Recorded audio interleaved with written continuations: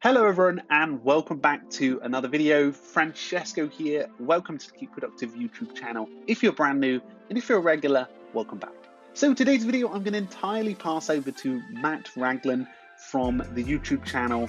It was his name, it's Matt Raglan. But he does videos all about bullet journaling, and he does really exciting videos and interesting in-depth videos on his setup, specifically with his Baron Fig notebook setup. I'll include the notebook he uses in the description below, as well as all of Matt's lovely channel information. I know a lot of you guys have been fans of BuJo and the sort of setup and things like that, and that's where we had Tina on from Overall Ventures. I'll include that one in below.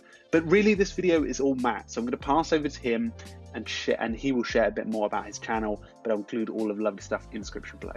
Anyway guys, thank you so much for stopping by today. I really do hope you enjoyed this one. Let me know in the comments below what you think of that amazing BuJo setup. I watched the video, I was like, amazing. Anyway guys, thank you so much for stopping by. Hope you enjoyed this one, and I'll see you guys very soon. Cheers. Hi everyone, my name is Matt. Thank you so much for watching this, and thank you Francesco for having me on your channel. The one thing that I want you to keep in mind as we're going over my bullet journal setup is that it's really simple and minimalist so that you can focus on the work that matters to you. The other thing that I want you to keep in mind is, even though you're going to be seeing my system, you probably looked at a bunch of different bullet journal systems. It's important to note that you shouldn't necessarily make your life fit into someone else's system. Take pieces from mine, take pieces from Francesco, from other people that you follow, and build something of your own. That's what I've done, and I hope that you can take some things from this. But let's go ahead and hop into the bullet journal setup. Thank you so much for watching. Here we go.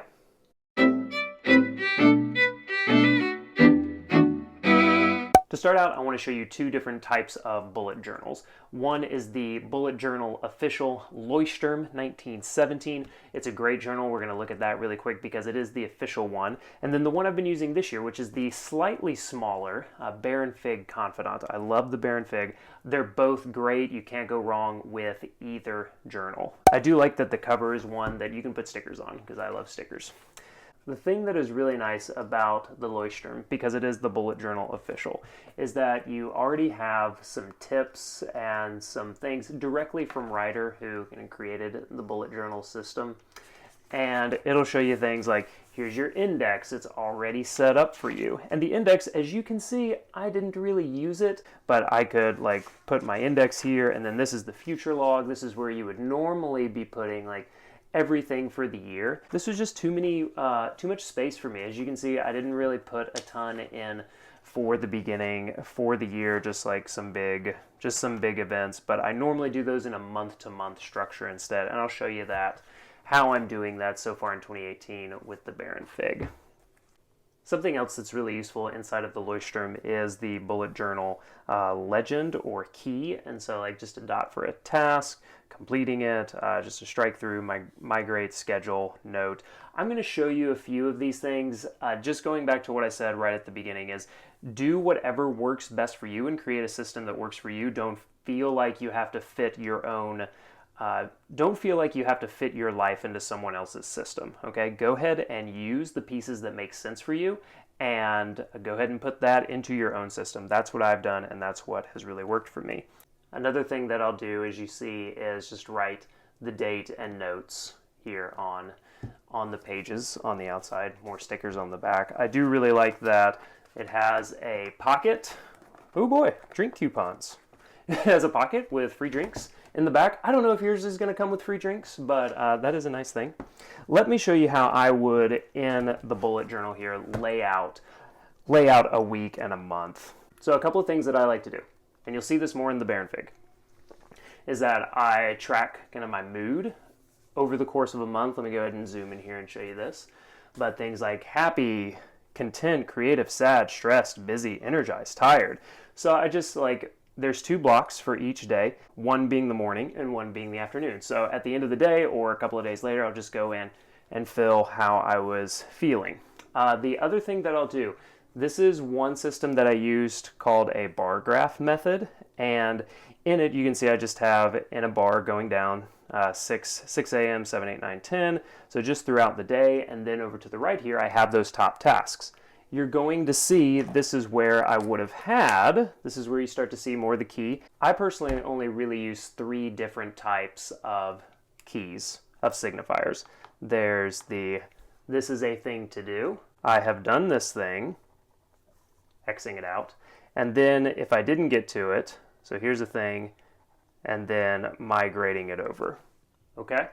Everything else, like I don't really use the events. I don't really do a lot of the things that they recommend, just because I try and keep it really simple. And again, I make a system that works for my life. I don't try and fit my life into someone else's system. So definitely encourage you to do that as well. But you can see here's other September notes, goals, projects. I just put them up here. Like I said at the beginning, you'll notice that my journal is very simple. It's very minimalist, but it allows me to keep focus on the things that I really care about. It allows me to keep going on the tasks that matter to me. And one other thing I'll do here at the end is I'll write a preview of the week, the things that I want to be focused on, and then I will also write a review of the week at the end. Okay, you can see I didn't do a super great job. Let me try and find a better one. So here's another example of the bar graph, and using some color here to note the different, just different things that I'm doing. So family, working, so doing things with my son or for my son was in pink, and then my planning, learning, outreach, documentation, these were in orange, and then things that were more app related were in blue. This is where I had my key right here. So if it was a ConvertKit specific focus, if it was on the customers, if it was personally, or miscellaneous stuff. And that's how I put the key together right here for me. Okay, so that's everything for the Leuchtturm. Again, I do really like this journal style. Let's take a look at what I'm doing now with the Baron Fig for 2018. As I noted earlier, it's a slightly smaller journal. You can see it's, maybe a pen's height difference, but so that's a couple of dots, maybe one dot of difference. A couple of things. I'm just going to be pointing out to you here a few hacks that I like to do with a bullet journal. They're not overly complicated. Again, keep it simple and minimalistic, if that's a word. But a couple of things that I do is that right here on this front page, I hate how this front page is glued. You can't do anything about it. It's just the way notebooks are, but it makes it really hard to write on. So what I do is that I'll put some quotes on here that I like. I'll also make different notes about the journal itself. Usually something that I'll do is I'll say, okay, I'll write the number of dots that go across to the right and the number of dots down. And this comes in really helpful when I'm trying to space some things out and just remember, like, okay, I have 25 dots to work with across the top and then 35 down to the bottom. So just as I'm dividing up sections. Another way that I do that is I'll just make a simple line here and here at the middle of the page. So again, anywhere that I go in the journal, I can kind of see, like right up here, that's the halfway mark. So if I just wanted to if I wanted to go ahead and organize a page into quarters, I could just go ahead and line up my ruler right there.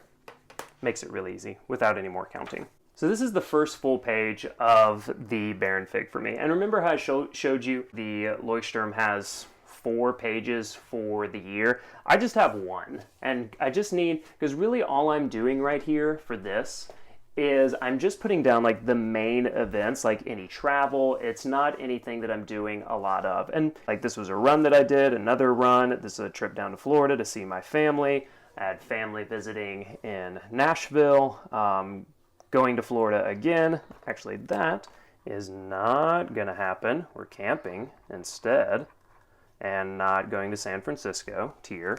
So, it's just something, a look ahead. Are going to go to Boise to visit friends and people that I work with, and then different things like birthdays, all of that falls into the year look right here. The other thing, and I really like doing this, and you saw it back in September on the Leuchtturm. For 2018, I'm doing an entire year mood tracker, so you can see right up at the top, January, February, March, and then all of the days down here. So I've got, again, another little key down here, and then every couple of days I just pop in and update, what that day was like, okay? So green, happy, orange, solid, content, blue, productive, red, stressed, and then black, just being tired, blah.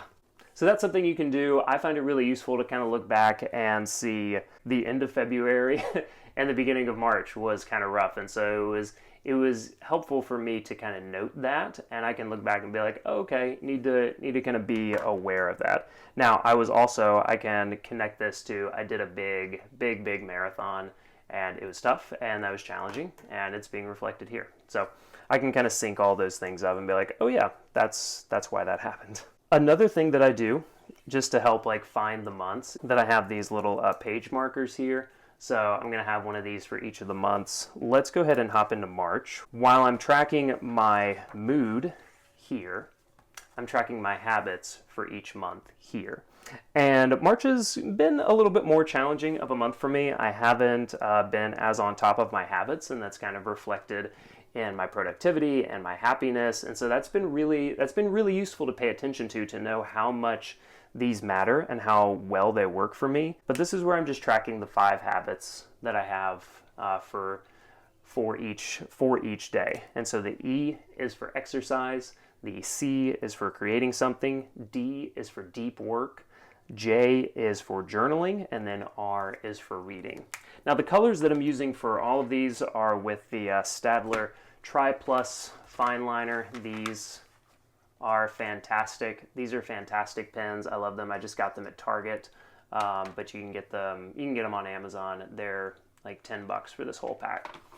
I love them. They're great. I'll say this more neon colors here. These are just highlighters. So this is the Z Bright Eco highlighter. So, but any highlighter will work for you. Now remember how I told you that I just have the like 1-page look at the year in general? Well, where I kind of make that more specific, but still pretty broad, just noting the meetings or big events that I have. Sometimes I'll write my fitness goals over here. I didn't do that very well in March. I rested a lot after the marathon, but you can see daylight savings time here in the US. My mom turned 60, had another event, and then like different meetings. And then got the habit tracker here. And what this is where I just kind of keep a visual reminder of what I want to be doing with my own vlog and content. I had a planning video that I did. I had a morning routine video that I completed. I added some emails to my course and did some more written content for the blog. Now I want to show you how I set up my week in a bullet journal. These are the important parts of where my work happens is in a week-to-week basis.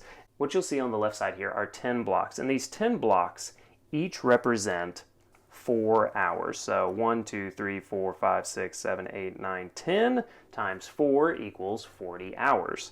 And for each of the like 4 segments right here, each one of these is an hour. And the reason that I do this is so I can really be mindful of where my time is going and what I'm spending my time on. So at the beginning of the week, whether that's Sunday night or Monday morning, I'm writing down like what I can spend my time on for that work week. And so like I work on onboarding at ConvertKit and customer success. And so I know that I need to spend like 8 hours here working directly on onboarding new customers. I need to work 8 hours on developing a new course. There's kind of a mix here. So let's say 10 hours each. That's half of my week right here. And then I'm spending time in support. I'm spending time in meetings. I'm working with our data. I'm planning. I'm doing some teaching and documentation for users.